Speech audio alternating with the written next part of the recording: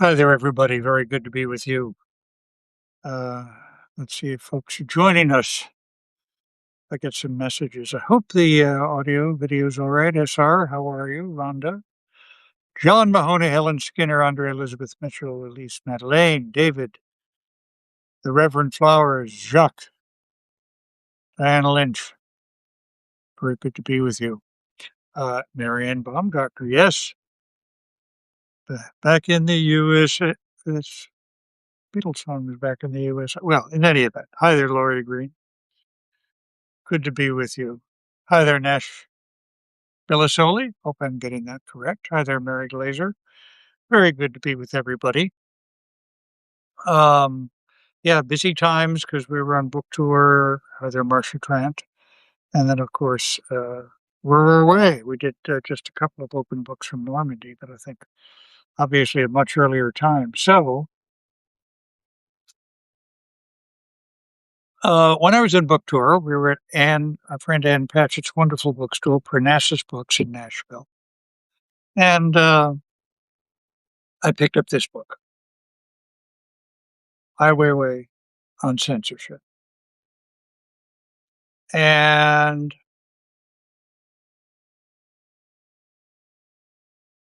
what he wrote about privacy really got me thinking. We did have a magnifique. Not all the family is back. Daisy is still there.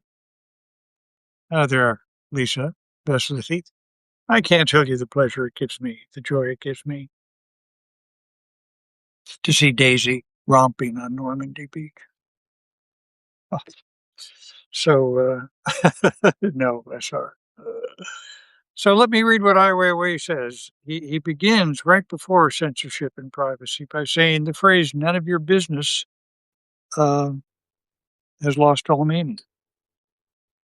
He goes on to write, "What is privacy and why is it so important?" Discussing censorship inevitably leads to examining the origins of privacy, how it has been shaped, and how technological revolutions have transferred surveillance. Have transformed surveillance systems. These changes profoundly affect individuals, society, and the values underpinning existence itself, marking a fundamental shift in human reality. Under the influence of big data and new technologies, the capabilities of censorship and surveillance systems have undergone revolutionary changes. In the past, censorship was limited to monitoring writings, speech, or visual exchanges, relying on the traces people left behind to identify and suppress dissent, with its efficacy depending on a cycle of punishment and reward.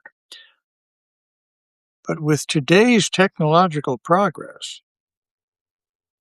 censorship now encompasses the minutiae of human existence. It extends from genetic data to the smallest details of a person's life, including facial recognition, interactions with others, spoken words, consumption habits, and every step taken.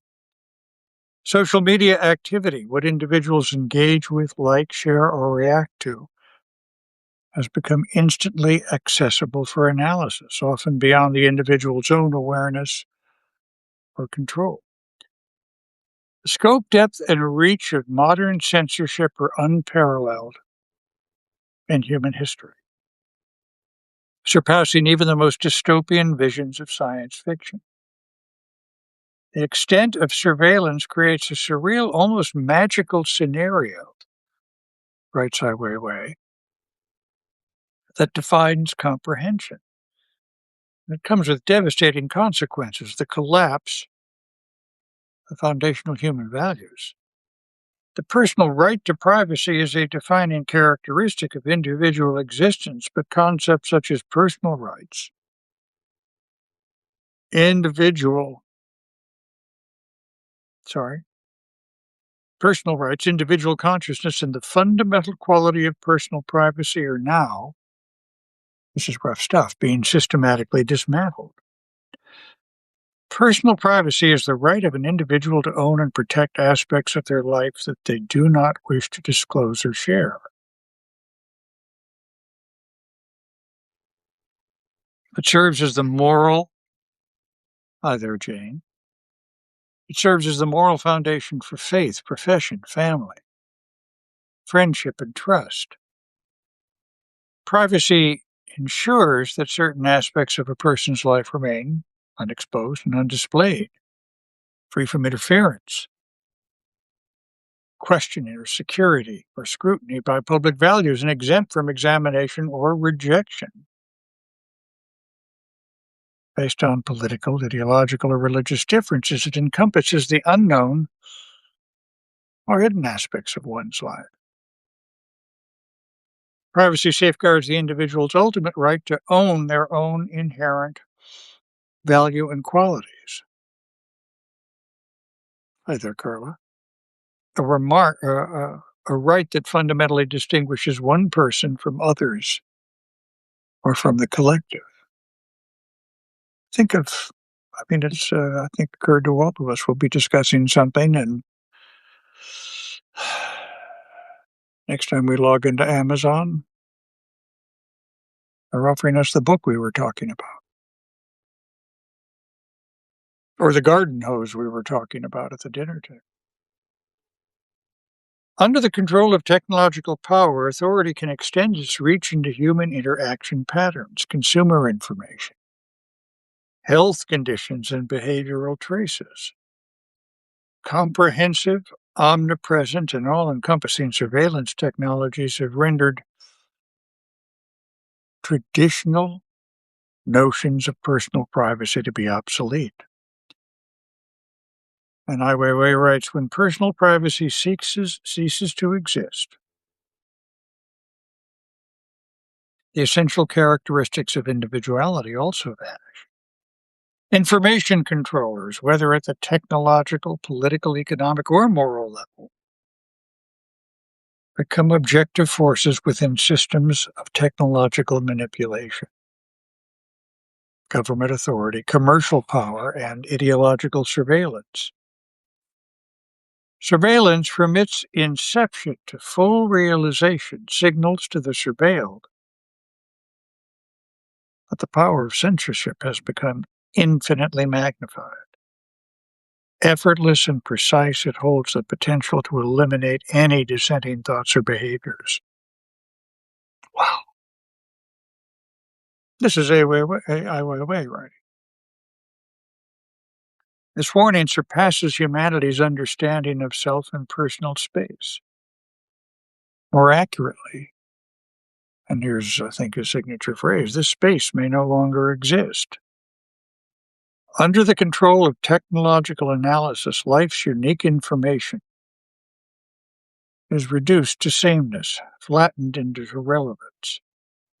As a result, people become enslaved to a system that permeates every aspect of life. With the disappearance of individual privacy, the relationship between humans and the world has undergone a transformation. Humanity has lost one of its most essential ethical and moral foundations, the trust and ecological coexistence between different beings that is crucial for social survival. Trust and honesty, writes Ai Weiwei, have become irrelevant. The sense of individual existence now carries the potential for self-harm. Individuality and self-consciousness are inevitably viewed as threats. I don't know about that, Ai Weiwei. The threat to the individual is difficult to detect, like a terminal illness, pervasive and invisible.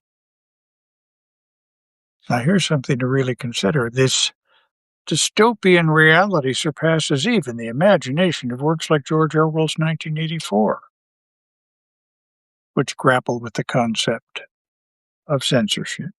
Big data undermines both the value of individual existence and the collective worth of humanity as a whole. Welcome, Paul Izzo. When an individual exists within the framework of comprehensive data collection and analysis, and I guess so do we all right now, what one sees and becomes aware of, every action and interaction takes place under its scrutiny and analysis, subject to constant surveillance and interpretation.